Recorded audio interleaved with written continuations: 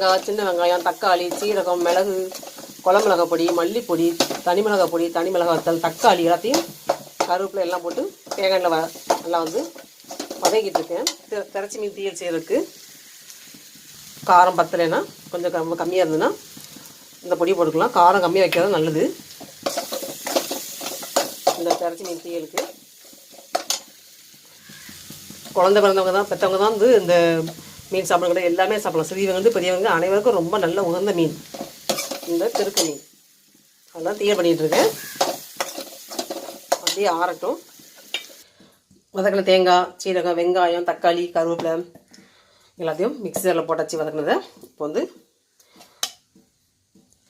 வதக்கின பாத்திரத்தில் உள்ள இந்த மசாலா ஊற்றி கொடுத்தீங்களா அதையும் தண்ணி கலந்து சேர்த்துக்கலாம்.